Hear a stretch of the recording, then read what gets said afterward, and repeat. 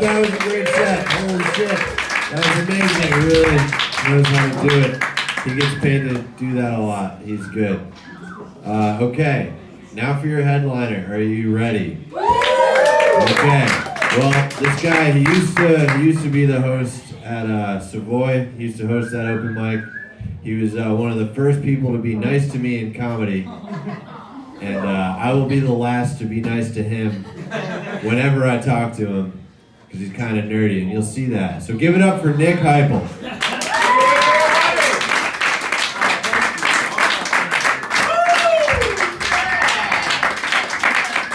Thank you so much. Hey, make some noise. I'm gonna call your neighborhood. Central Square in the house. Only 2 Pine Hills in the house. Arbor Hill in the house. College Ghetto in the house. Those are only neighborhoods I know. I was only living here for 2 years, so I can go all night. Guilderland in that. I'm not gonna do that. How you guys doing? It feels good to be back in Albany, man. I loved. It took me to leave Albany to realize how much I really appreciated the time that I did spend here, because I learned a lot here. You know, like hard rolls. I didn't realize that stale bread could be a cultural food. What the fuck is that? That's crazy. I live in New York City now. You know, it's not as great as people say it is. Don't ever feel like you're any less than New York City, man. Like, people are crazy down there. Like, I had a guy come up to me on the street the other day, and he was like, "Hey, are you Irish?" And I said, "No." He goes, "Oh, you got a good body." I was like, I never really equated that with the Irish. And then he said, "I see a lot of demons. You seeing demons?" And then I was like, "Oh, he's homeless. This is how New York works. It's not like here where you know them by name. Like, oh, what's up, John? It's different, you know." And then I also realized that, like, I don't actually have a good body to him. I just have a body that's not filled with demons. So to him, it's a good one. I think. I don't know, but it got further confusing, because then he was like, "Oh, you know, I tried to be gay once because everybody's doing it." I was like, "Oh, geez, is he just trying his gay material on me right now?" Or he's like, that's his pickup line? Or he's like, "Are you Irish? Good body." Oh, I think it's working. He's still talking to me. I work in like a crazy part of the city. Like, I was eating lunch in the park when the weather was nice, and there was a guy playing guitar, and he was like wrapping up his Weezer song, you know, just going, "Your love is a heartbreaker," or however that song goes. And then he launched into like the thing that singer-songwriters do in between songs, where they start telling you stuff about themselves, where they're like, "Yeah, I'm originally from Utah, but I like it out here, man. Things are good," as they tune their guitar. But he didn't do any of that. He was like, "Yeah, so, you know, the New York Times employs 15 CIA operatives as staff writers." Ding, ding, ding, ding, ding. And then he kept telling us about that until someone in the park, just a person in the park, was like, "Boo!" And then someone else shouted, "Play more Weezer covers." That's the first time I've ever heard that in my life, let alone in a park. Someone's, "Hey, guitar man, play more Weezer. That's what we want. Play Dope Nose." It's such a weird place to live. I live with a married couple now, down in the city. This is how you get by. You find someone who's married and you live with them, and it keeps the rent low, but it's weird. Like, I haven't seen them. I used to live with a girlfriend, and like, we fought a lot. I haven't seen my roommates fight once. I've seen them bicker. That's not the same. It's just uncomfortable, and it's like, now I feel like, you know, I'm living with a married couple where when they bicker, I can actually leave the house. Whereas with my parents, I was like, I'm stuck. So that's kind of nice. But like, I also haven't heard them have sex. And like, we got a small apartment, it's New York, you know what I mean? So like, at this point, like, I'm worried. I'm really getting concerned, because I want them to be having sex. They're married, you know what I mean? They've been married for years. I hope they're still having sex. They're my friends. I want them to be satisfied. Like, I don't want to get involved and help it along, but like, I want I want them to be fucking. I hope they're not like holding out when I'm home and like not fucking when I'm home just because they don't want to like me to hear it or anything. Because I'm cool, guys. Like I've heard people fuck before. You know? Like I used to live with 6 people and every weekend it was like the 4th of July. You guys know where you get to see the other towns have fireworks too? And you're like, oh, they're starting late, jeez. It was like, so I'm fine, you know? It's like, I don't know, like it's nothing to be ashamed of. Like my parents fucked a lot when I was a kid. Like even when we had sleepovers. No, especially when we had sleepovers. We would have sleepovers and then, like nothing kills the vibe when you're trying to watch Blade 2 with your buddies. You're halfway through a marathon. You just want to get to Blade Trinity because Ryan Reynolds is in it and he's funny, right? And then in the middle of Blade 2, you have to start turning the volume up because you hear your parents having sex, and then your friends are like, oh, isn't it going to be too loud for other people in the house? You're like, dude, you heard them too. Now you're just trying to listen. You know? Yeah, I don't know. I used to live alone when I lived up here, and living alone sucks. I mean, it's good and it's bad, right? Like, there's positive sides. So, like, I could shower with the door wide open, and that was fine. But then the bad side of it is I developed this, like, weird paranoia where I felt like I was going to get murdered in the shower every single time I showered. And so I could never really enjoy a shower because I felt like someone had snuck into the house earlier in the day and was going to murder me in the shower every time. It got to the point where I was like, dude, the murderer has been in here several times. He knows my shower rhythms. He knows the routine. It's hair, body, face.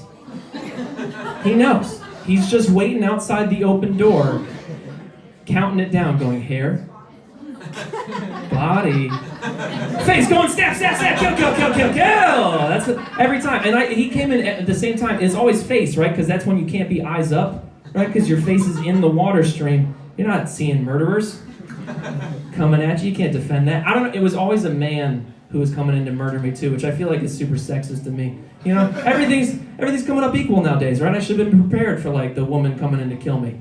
You know what I mean? She comes in, rips back the curtain, and then insults my complexion before she stabs me or whatever. She comes in and she's like, smile for me, bitch. I love it when you smile, bitch, smile. Smile, bitch, smile. And I'm like, I don't do that, I don't catcall. Those would be my last words. Nick Heupel, he never catcalled. The worst part about having a fear that you're going to get murdered in the shower is that every time you shower, you have to spend 15 minutes walking around your house naked with a fire poker. I didn't have a fireplace, but I had a fire poker. Just looking for murderers. All different types of murderers. You know, like short ones, tall ones, murderers that like to hide behind coats. You guys know. You're in your closet, you're like, aha! Checking the cupboards, like, oh, with the pancake mix. No, okay. Yeah, my landlord at the time was vegan. I don't know if anybody's had a vegan landlord. It's like having a normal landlord, but veganism to me is like a religion.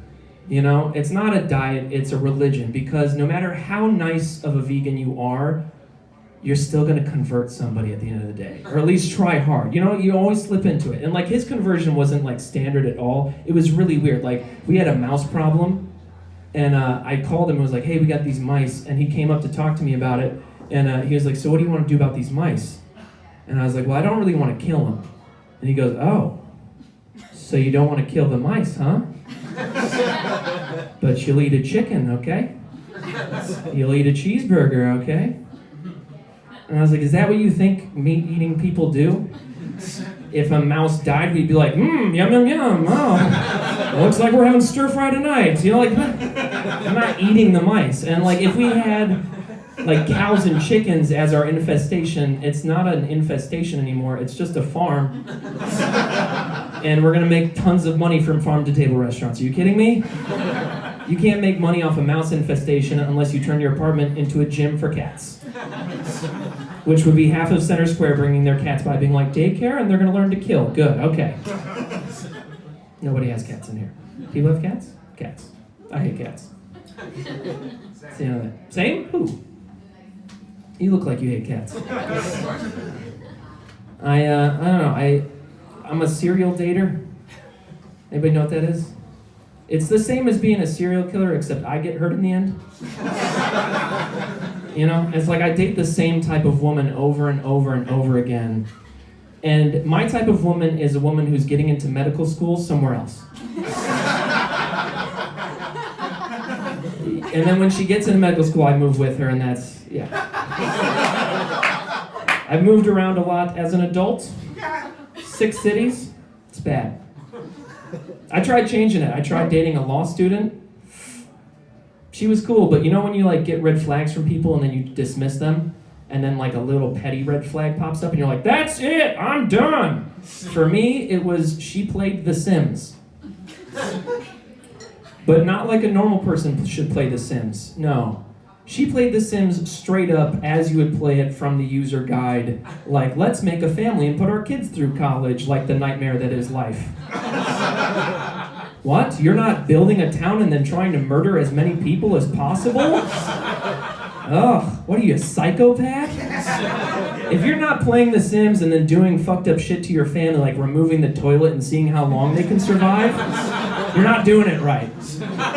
If most of your Sims time at home is just them going burr, burr, burr, burr, burr, burr, with exclamation points and fighting and pooping on the floor, you're doing it wrong. It's like Roller Coaster Tycoon, where you build up the roller coaster park and then you start taking pieces out and see how long people continue to ride your rides. You look like you don't know what I'm talking about, sir. Maybe you should date this woman. She played the 100 Baby Challenge. Yeah, I gasp. Yes. Because it's terrifying in real life, but in Sims life it's equally terrifying because it's not just one person having 100 babies, it's the whole town collectively has to have 100 babies and then they all have to be successful. What? That's not real. That's not even fun. I don't know. I met the lawyer dancing. I like meeting people in person. I met her dancing at the club. I don't look like a club guy. I met her at the club. Anybody else go to the club? Tommy, you don't even go to the club. Not anymore. Well, let me explain how dancing goes at the club to everybody who doesn't go to the club, okay? The etiquette is very weird. Because now in 2020, I was dancing in 2019. I still dance. New decade, still dancing. You're supposed to ask, right? You're supposed to be like, hey, can I have this dance? But it's the club, so the music's so fucking loud that you have to, if you want to ask a woman face to face to dance, you have to do that thing where you get really close to her ears and you lean in, you gotta lean really far in, lean so close that you can whisper into her ear, and then you gotta be like, hey, you wanna dance? Want to dance? And then she's like, no. And then because she smells you and hears what your voice sounds like and sees what you look like, and she's like, what? There's 1,000 guys who don't look like you. I'm good. So the prevailing strategy seems to be that if you're a guy and you're there alone, either you can do the shark thing, which is stand with your buddies in the corner and be like, that one. Or you can just get on the floor and fucking just dance, which is what I do. And then you got to play the game where you're trying to make eye contact with girls while you're dancing, and you're like, no? All right. Yeah. Yeah. No? All right. Yeah. Does not win you any more dances. People are like, ooh, wrong club. You should be at the gay club. That's where guys are going to dance on you, pal. I don't know. I really, Cody was talking about how he likes rap. I also like rap music.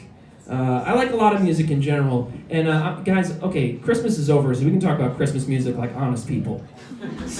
We don't have to lie about it to each other anymore. Christmas music hijacks 2 months out of our fucking year, doesn't it? Just hijacks it. It's not like you can go into a store and be like, hey, can you turn that off? I'm sick of it. I want you to put country back on. I don't care, Target. Anything. You can't. Christmas music is like the fucking mariachi guy that comes up to you at the restaurant when you don't want the mariachi guy. He's like, hello, I'm going to play something for you and your beautiful woman. And then if you try to get him to go to the bathroom, he fucking flips the switchblade on. He's like, sit down, this is going to be a very beautiful song. I'm like, oh God. I do like rap music though. My favorite Christmas song is actually a rap song. It's a version of Santa Baby that features Snoop Dogg. And he comes in hot with a lyric that goes something like this. It's cookies and milk, satin and silk, chilling in the living room, wrapped in a quilt. Oh, God damn! That is gangster! That is what I love about Snoop Dogg, though, is because he started in gangster rap and then was like, I'm gonna be Snoop Lion, like reggae, and then he was like, I'm gonna actually do gospel music. He's so like multi-dimensional. He's even multi-generational. Like my dad likes Snoop Dogg. My dad likes Snoop Dogg because he learned that Snoop Dogg has a football team. That's all it takes for my dad. He's like, oh, Snoop coaches football? Good guy. That's it. You could do a lot of bad things. And my dad would be like, oh, football guy? Good guy. Good guy. That's the kind of guy my dad is. We get along great. I don't know. I used to find music in cool ways. Like when I was in high school, I'd get it from friends. You know, like friends, you're like, oh, fucking check out this new Paul Wall CD or whatever. You guys don't have to like 2000s rap. I like 2000s rap. So we pass around Mike Jones and stuff. And now I find out about new music through NPR, which is so embarrassing.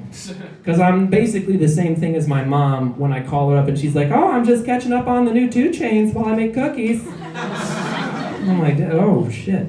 But I'm the same, because I find out about most of my new music from NPR Tiny Desk. It's like a cool show, but it's suburbanite as fuck, because you're finding out about new music from NPR, which also features Terry Gross. You know what I mean? So, like, she might as well just be introducing all of the music for Tiny Desk, being like, okay, we're going to take a break from fresh air, and next up on the Tiny Desk is going to be Megan Thee Stallion. Megan Thee Stallion. And then my dumbass is like, oh, Megan Thee Stallion, I'm going to get on Spotify. Oh boy, this is good, I like this. I don't know, my first CD that I bought with my own money, actually, I don't know if it was the first. The first CDs that I bought with my own money were Where the Hood At, the single from DMX. I think before that it was probably Rafi. And then before that I think it was like a compilation of cowboy songs that also had a Spanish song on it. You guys know the one. Ay, ay, ay, ay, canta, no llores. You guys have heard that, yeah? No? Okay. I think it set me up for my future because I went on and studied Spanish. Fell in love with Spanish, got a degree in Spanish literature in college, and you guys know what I can do with that? I order in Spanish at restaurants. Yeah, I'm the person in front of you in line going, sí, dale con todo, quiero cebolla, cilantro, la salsa más picante que tienen, gracias, mami. And then the person behind the counter is like, come on, man, this is Chipotle. I'm gonna do all that in here. I'm from Illinois, and I'm from the white suburbs of Illinois, and growing up in the white suburbs of Illinois and trying to learn Spanish is hard because there's no one to practice with. So I had to practice by just listening to the radio and then talking like that to my dog when I would take her for walks. So I was just doing a Sábado Gigante voice to my dog. Just doing the 105.1, la que buena! Just with my dog, just, oye, perrito, no puedes cagar en este césped! Está frío, podemos llegar a la casa! Just practicing that. You're basically just practicing monster truck rally advertisements. Sábado, en el United Center, ustedes no van a poder creer! Tenemos Bone Crusher! This is gonna be a sweet fucking show. And it's weird because I worked so hard for so many years to perfect the accent that I don't know if anybody else speaks a language in here, but there's kind of a weird alter ego that you develop because you can't just I can't talk like this in Spanish and just be like, hola, ¿cómo están? Because you know what I mean, it just sounds like that. Hace calor hoy, huh? You know, so you gotta do a thing. So I have this whole other person that helps me practice my Spanish. I don't know, you guys took language classes and they were like, what's your name gonna be in French? And you're like, Jacques. So I would pick dumb names until I got to college and the professors didn't fucking do, they were like, you're gonna be Nicolas. I was like, okay, Nicolas, okay, all right, I'm Nicolas. But yeah, anyway, I thought I would do the character for you. This is the persona that I do when I speak Spanish. So please welcome Nicolas. I'm not gonna put the microphone in, can't, because it's not working. All right, here we go. Nicolas. Buenas tardes, damas y caballeros. Bueno, me introduzco como güero hijo de puta, gringo, pinche, hecho de mierda, ojos azules como diablo del norte. Y muchas gracias por estar con ustedes. Bueno, tengo que confesar algo. No me afecto el culo. Y bueno, creo que debo afectarme el culo porque, bueno, que ya tengo 30 años y estoy tratando de salir con mujeres y, bueno, está de moda, ¿no? Está de moda, ¿no? Que les encanta tocar el culo, ¿no? Siempre, ¿no? Si acaso me meten el dedito, ¿no? Alright, so I have to translate that. So I come out, I say, hi, my name's Nick, I'm a fucking piece of shit, white guy, fucking lazy bastard American, blue eyes like the devil. Got a couple things I need to confess. I don't shave my butthole, but I think I should. I'm 30, and I'm trying to date women, and it's in fashion now. It's popular. Women like to touch buttholes, so I think I should shave just in case they give me the finger. That's as far as we got. Back to Nicolas. La verdad no sé, pero tengo 30. Tío, tengo 30 y me van a meter. Casi estoy buscando, no tengo 30 años, ya quiero el dedito en mi culo, no, So in English I'm saying, yes, I should want it now. I'm 30. I should want it now. I should want a finger in my ass. That's what I'm saying in Spanish. That's how I practice my Spanish. I swear to God, I just say filthy shit and it helps me finish up. With the language, not with whatever else is going on when I'm practicing. I'm not 30 now, but I'm turning 30 this month, and it's, that's about the response it should get, right? I don't know how to feel about it. Like, I'm not ready to turn 30. I mostly wear hand-me-downs still. Twon made me change. Before he was like, you're wearing that? It's like, yeah, it's the sweatshirt I've had since I was 10. And my dad gave it to me. It's not a good look. It's such a weird age to turn because I know that in my 30s, I know I want kids, but I'm worried about having kids because I'm also from farm people in the Midwest, so it's really kind of a gambling game when you're thinking about what you're bringing to the genes of your newborn baby, what am I bringing to the table genetically, I'm ethnically redneck, you know what I'm saying, what if I have a baby with a woman and it comes out all fucking snaggletooth with a little rat tail on it already, you know what I mean? I was I'm sorry, you should have gone to Illinois and met the family. I don't know what to tell you. Should have gone to the Midwest. We could have found out before. So I'm trying to do some things to improve myself, now that I'm turning 30, I'm trying to get back in touch with my spirituality and shit, because I realized that smoking weed and talking shit is not spirituality. It doesn't count, right? So I'm I decided, I was raised Catholic, so I was what I'm going to do is I'm going to read the Bible cover to cover. That's what I'll do to get back in touch with spirituality. And the way I got into it was weird because I was at the dollar store just doing my regular shopping, and I saw that they had the Bible in the puzzle section of the dollar store. It was between the word search books and the Sudoku books. So the dollar store people looked at the Bible when they got it in. They're like, wow, this is definitely more complex than circling words on a page. But a 3x3 number puzzle, Bible is not that complicated. Let's put it right between. And I don't know. I've been okay about doing, because I was I'm gonna read it every night before bed, and I don't know. I haven't gotten very far, guys. I'm on chapter 6. of Genesis. It's not a good place to be. It's still like the ancestry part of the Bible.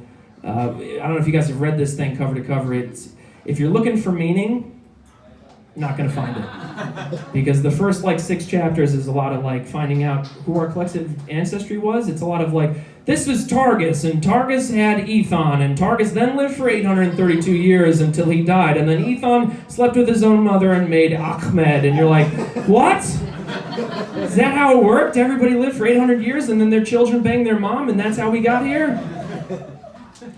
It's not helpful. It doesn't help you solve out your fucking crises, your mental crises when you're living that. So anyway, I'm reading the Bible, and I'm getting worried about it because the whole point of it is to help sort out what's going on in here. You know what I mean? And I'm really worried that I'm going to do all this work reading the Bible because I'm Catholic. You can't just get to heaven when you're Catholic. You got to earn it. You guys know what I mean? You got to do the work. We not just let in. So I'm worried that I'm going to do all this work and then die and then get to Catholic heaven, and whoever the gatekeeper is going to be is just going to be like, dude, really? The dollar store Bible? You couldn't have fucking just gone to church and gotten one for free? And they're like, busted, shit, I'm going to hell. You couldn't have just gone to Barnes & Noble and gotten a leather-bound King James edition for $15, you broke-ass motherfucker? You know what, you can get into heaven, but you gotta sleep in the car for the rest of your eternity. That's what you gotta do. You gotta sleep in your car, which died on you when you were 18. I'd be like, but everybody else is getting pearly gate mansions. Be like, yeah, but everybody else is in a spiritually broke motherfucker like you, so sleep in the Dakota Sport. Sleep in that pickup truck. Not in the bed, in the cab. That's what I deserve. That's what I deserve. I'm pretty, part of the reason is, that I'm trying, one of the things I'm trying to change is, I'm really judgmental. I'm a really judgmental person. I judge the shit out of people about their shoes. You know what I mean? I'm sorry, but if you wear Toms, I'm judging the shit out of you. Toms aren't shoes. That's a charity. That's all it is. You guys know the big gimmick with Toms, right? You buy a pair of Toms, and they send a pair of Toms to a person in need around the world. Toms. They send Toms to a person in need. Toms aren't shoes, that's 2 banana leaves wrapped and glued together. You can't even walk on cracked sidewalk with Toms and be comfortable. Be on cracked pavement being like, ow, ow, hot, guys, hot! I can feel the sun through these Toms. No protection. That's what we do. That's what we do. That's what we offer to the world. We send them Toms and democracy, I guess. Right? That's what we do around the world. Kicking down doors, giving people democracy. Bang! Get some democracy! Bring it in here! Get that rich exile guy to get in here and fix this country up. Let's go. I don't know. I got a solution, though. I got the solution. What we're going to do is we're going to put those 2 ideas together.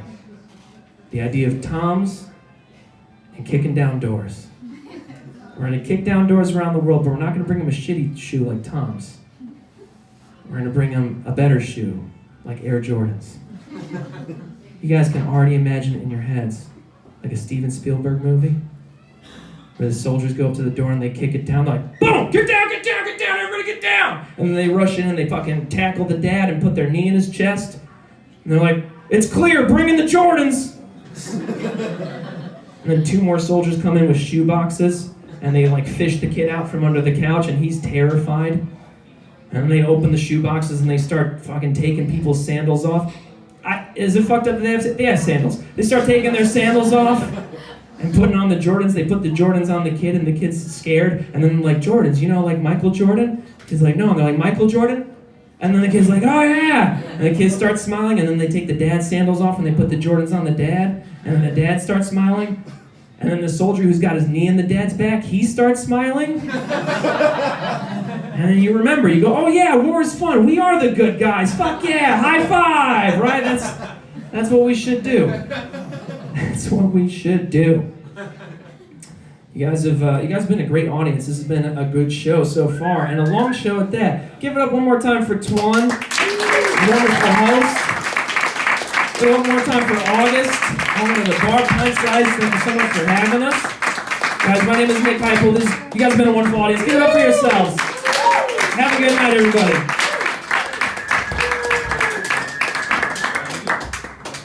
Give it up for Nick. That was great. He killed it. Honestly, I was giving him 6. He asked for 30 minutes, and that's a long time.